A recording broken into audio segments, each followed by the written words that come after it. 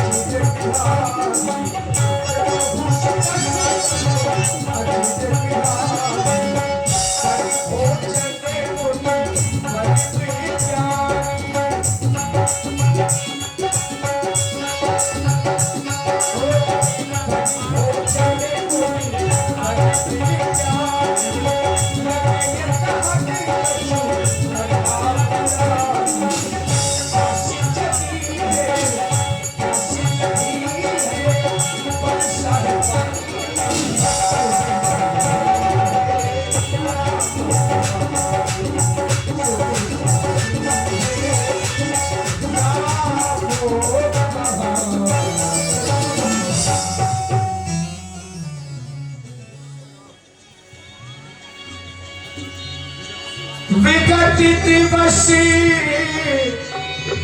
गुरु आयस पाई, संध्या गगन चले तो बुखारी। कर भोजन मुनिवर विज्ञानी, लगे कहन कछु कथा पुरानी। देखिए, कथा का मानव के जीवन में बहुत ही महत्वपूर्ण स्थान है। व्यक्ति को कथा नित्य प्रति सुनना चाहिए। कथा जो सुनते हैं तो निश्चित है ये जो जीवन रूपी ये नौका है ये भवसागर से पार हो जाती है। और कथा मिलेगी कहाँ?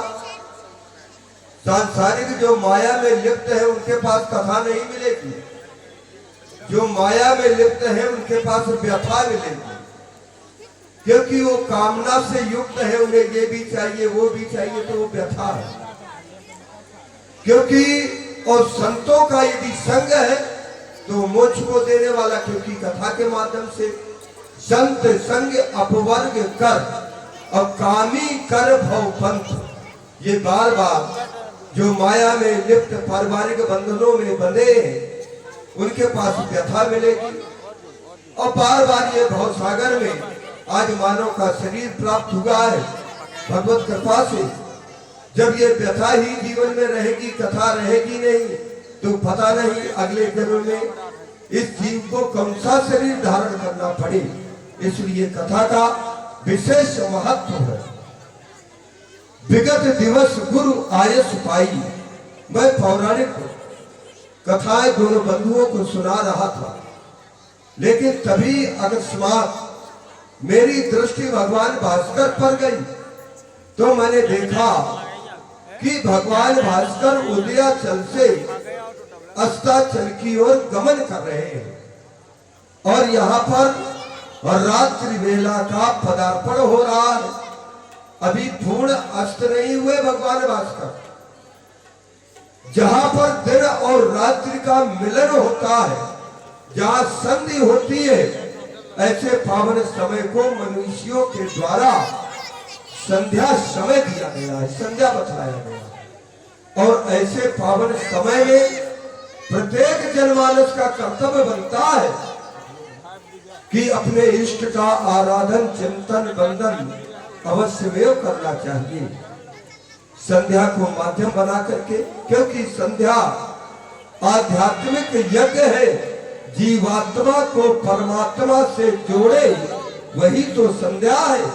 अस्तुलाल, ये पावन समय है, मैं चाहता हूँ कि तुमहु करिए, हम करते हैं।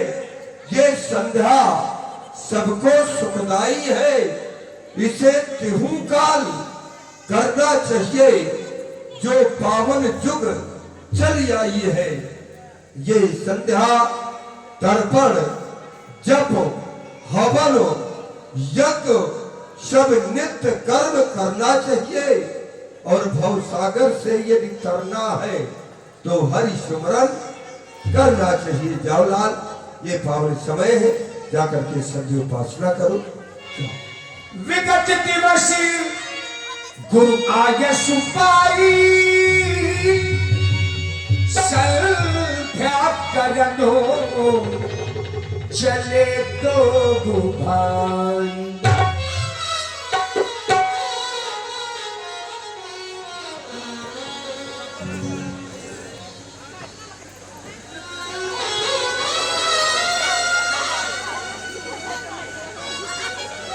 दिवा गमन,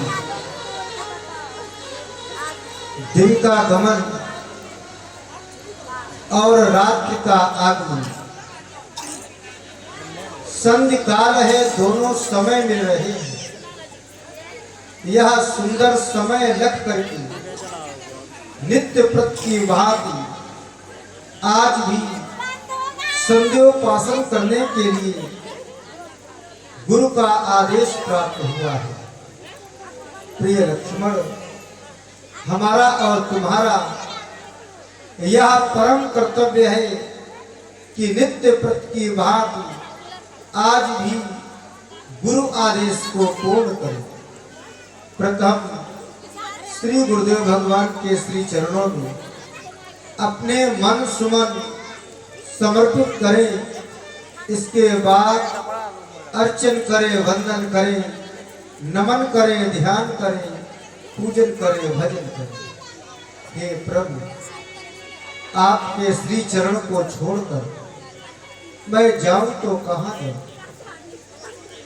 यदि मैं आपके श्री चरण को छोड़ करके कहीं जाने का प्रयास नहीं करूंगा तो मेरा मन आपके चरणों के अतिरिक्त कहीं लगेगा ही नहीं, और आपके चरणों के अतिरिक्त मेरे मन को सुख और शांति की प्राप्ति नहीं होगी, क्योंकि मेरा मन तो आपके श्री चरणों में है। मेरो मन अनंत कहाँ सुख पाए भगवान, मैं जाऊं तो कहाँ जाऊं?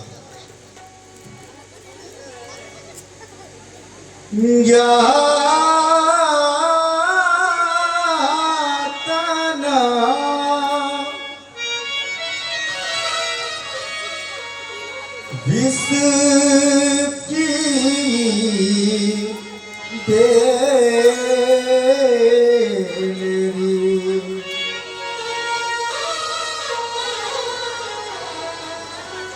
गुरु अमृत की खान शीश दिए जो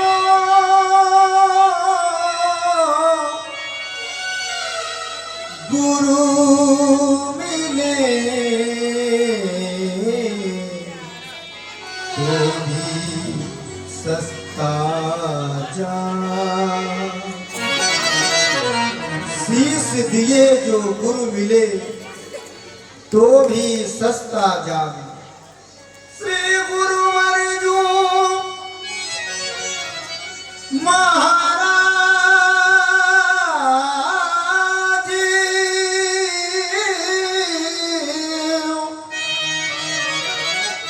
तुम तक मेरी दौड़,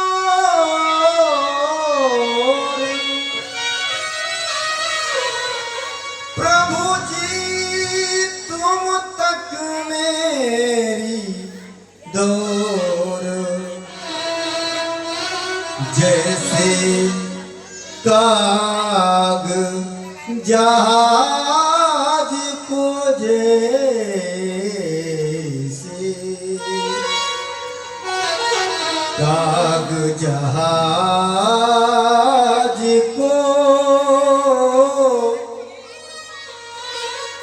सूझत और ना ठोर।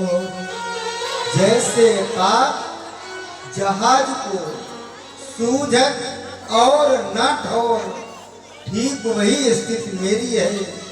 मैं जाऊं तो कहां जाऊं प्रभु।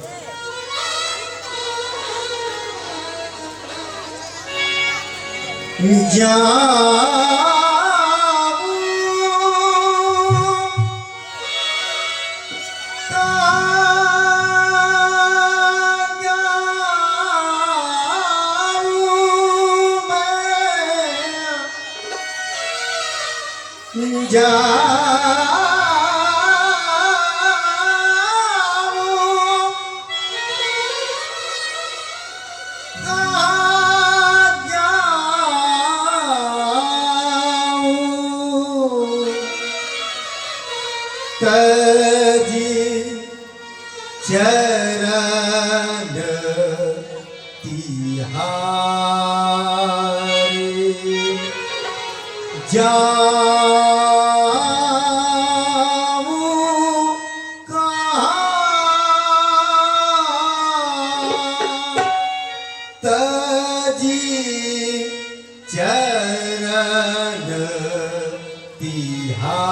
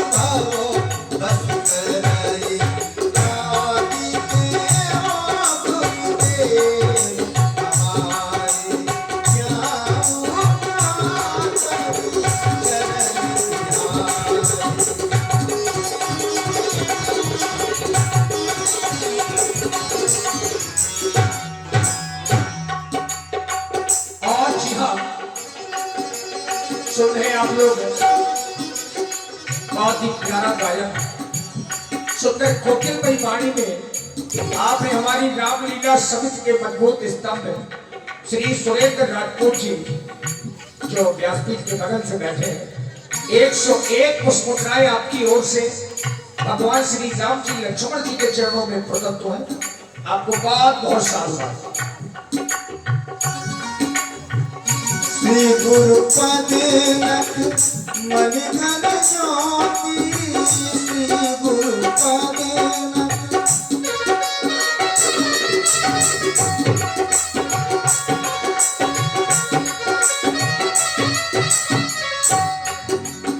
श्री गुरुदेव भगवान के चरणों के नखों का ऐसा प्रभाव है।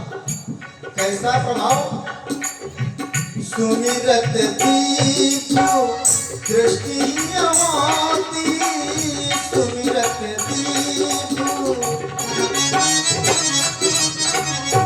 इसके स्मरण मात्र करने से स्मरण करने से साधारण दिव्य दृष्टि की प्राप्ति होती है।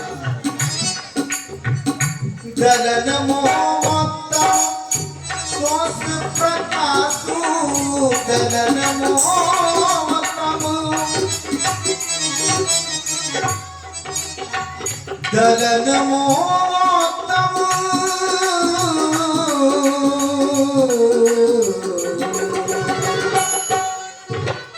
दलन मोक्तम सोस प्रकाशु दलन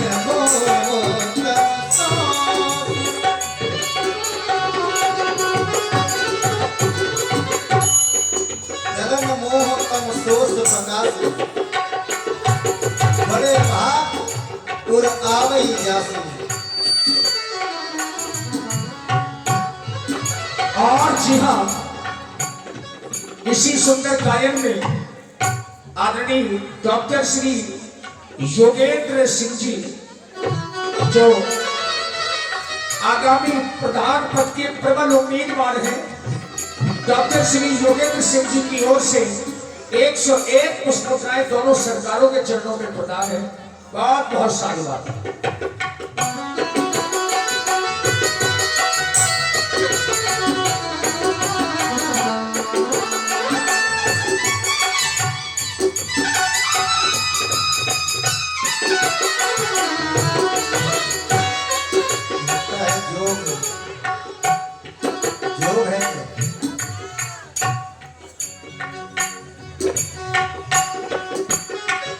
आमी ये मूरी में आमी ये मूरी में चूरन चारू आमी ये मूरी में चूरन चारू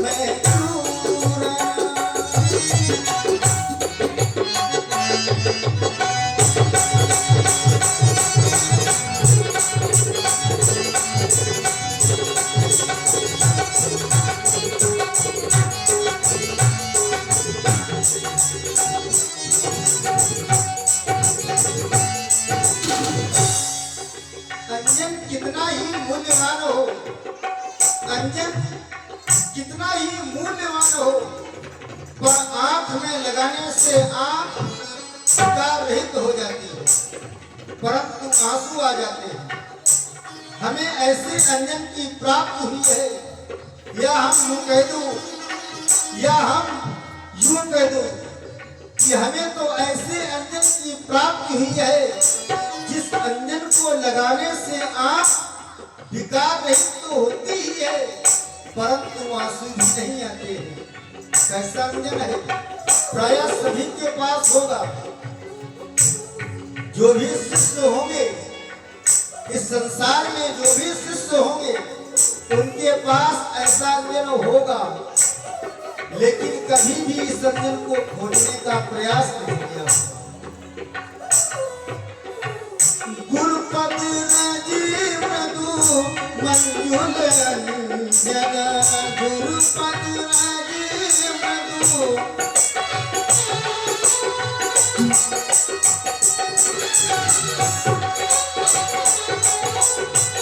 श्री गुरुदेव भगवान के चरणों में